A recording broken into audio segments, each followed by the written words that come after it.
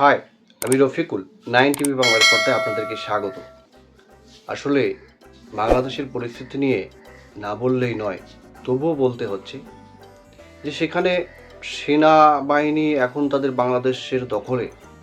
Total বাংলাদেশটা এখন সেনাবাহিনীর কবজায়। কিন্তু তারপরেও কেন এত উদ্ভূত পরিস্থিতি, কেন এত আগুন জ্বলছে সে দেশে?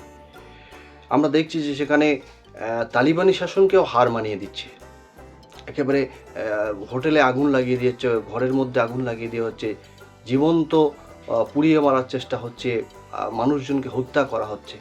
কেন কেন এটা হবে? তবে হ্যাঁ, এটা বলে রাখি এক্ষেত্রে যে এটা শুধু ধর্মীয় কোনো বিদ্বেষ থেকে এটা করছে তা নয়। এটা যেটা দেখলাম যে সেখানে হিন্দু মুসলিম সবার বাড়িতে আগুন লাগানো হচ্ছে। কাদের বাড়িতে? না, সেটা হচ্ছে আওয়ামী লীগ নেতা যারা ছিলেন। সে আওয়ামী লীগ নেতা হিন্দু হতে পারে, মুসলিম হতে পারে, সবার বাড়িতেই এই অগ্নিসংযোগ, লুটপাট, মারধর, জীবনে প্রাণে মেরে দেওয়ার হুমকি বা প্রাণে মেরে দেওয়ার চেষ্টা, এইসব চলছে। কিন্তু কেন? সেখানে তো এখন সেনাবাহিনী দ্বারা বাংলাদেশ পরিচালিত হচ্ছে, এখন তো সেনাবাহিনীর কবজায়, সেনাবাহিনীর হাতে। তারপরে ওটা হবে কেন? কারণ আমরা এই কথাটা কেন বললাম যে ধর্মীয় বিদ্বেষ থেকে সেখানে কোনো আক্রমণ হচ্ছে না, হয়তো হয়েছে কিছু কিছু জায়গায়। একথা সেদেশের বাংলাদেশের হিন্দু মহাজোটের সভাপতি আইনজীবী গোবিন্দবাবু তিনি বলছেন যে আওয়ামী লীগ নেতা যারা, সে হিন্দু হোক মুসলিম হোক, সবার বাড়িতে আক্রমণ হচ্ছে, কিন্তু স্পেসিফিক কোনো ধর্মকে ইন্ডিকেট করে আক্রমণ কিছু হচ্ছে না।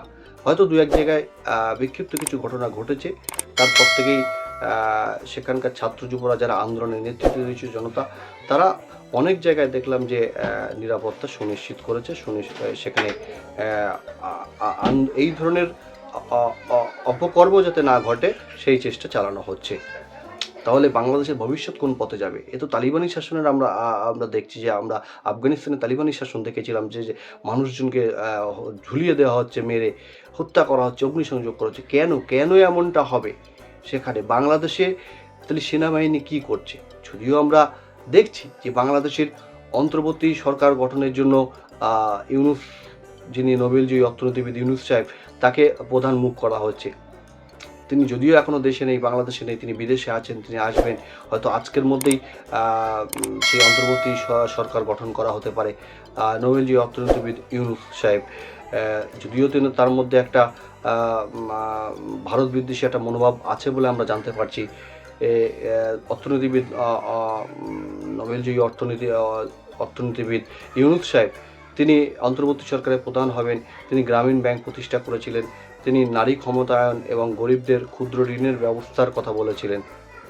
দেখা যাক আজকের সরকার গঠন হয় কিনা, ইউনূস সাহেব সেখানকার প্রধান মুখ হন কিনা অন্তর্বর্তী সরকারের, সেদিকে আমাদের নজর থাকবে।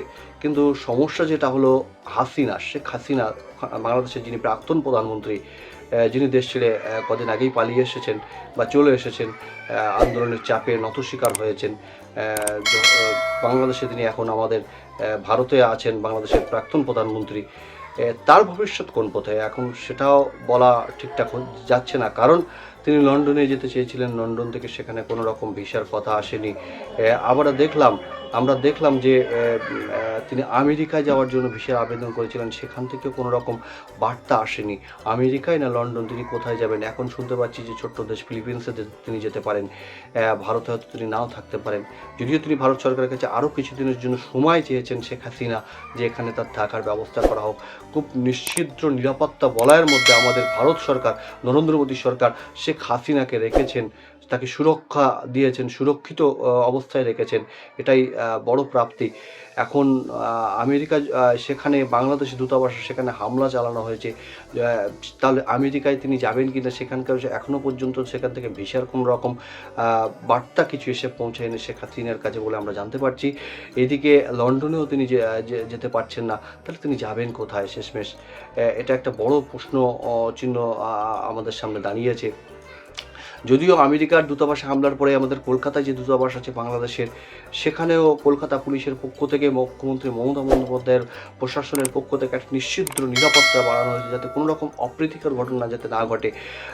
ইতিমধ্যে মুখ্যমন্ত্রী মমতা বন্দ্যোপাধ্যায় তিনি শান্তির বার্তা আহ্বান জানিয়েছেন যে ওপার বাংলার ঘটনা নিয়ে যেন এপার বাংলায় কোনো রকম অপ্রীতিকর ঘটনা বা সাম্প্রদায়িক উস্কানিমূলক কোনো রকম পোস্ট, মন্তব্য কেউ যাতে না করে, এদিকে আমাদের সজাগ দৃষ্টি রাখতে হবে। কলকাতা পুলিশের পক্ষ থেকে বিভিন্ন রকম প্রচার করা হচ্ছে যে কোনো রকম যাতে অপ্রীতিকর পোস্ট বা কেউ যাতে ভিডিও না পোস্ট করেন, সেদিকে আইনি ব্যবস্থা নেওয়া হতে পারে যদি এই ধরনের কাজ কেউ করে, সেদিকেও নজর রাখার কথা বলা হচ্ছে। তাহলে এখন দেখার যে বাংলাদেশের ভবিষ্যৎ যে কোন পথে যাচ্ছে, শেখ হাসিনার ভবিষ্যৎ কোন পথে যাচ্ছে, বাংলাদেশে যে তালিবানি শাসনের একটা রাজত্ব শুরু হয়ে গেছে, এটা কিন্তু বলার অপেক্ষা রাখে না। তাই আপনাদের কাছে আমরা বন্ধু কমেন্ট করে আপনারা আমাদেরকে জানান যে বাংলাদেশের ভবিষ্যৎ এখন কোন পথে যাচ্ছে, তালিবানি শাসন এখন কোন পথে যাচ্ছে, তালিবানি শাসনের পথে যাচ্ছে কি না বাংলাদেশের এই উদ্ভূত পরিস্থিতি।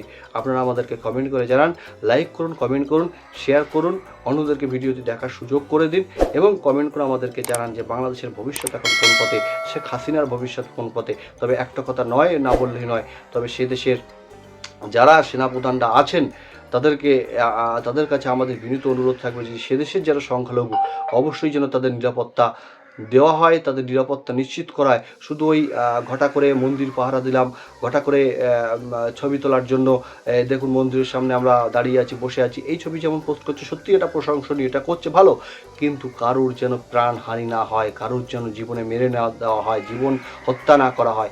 মানুষের কাছে একটা মন্দির মসজিদের থেকেও আমার মনে হয়েছে ব্যক্তিগত অভিমত যে একটা জীবনের মূল্য কিন্তু অনেক।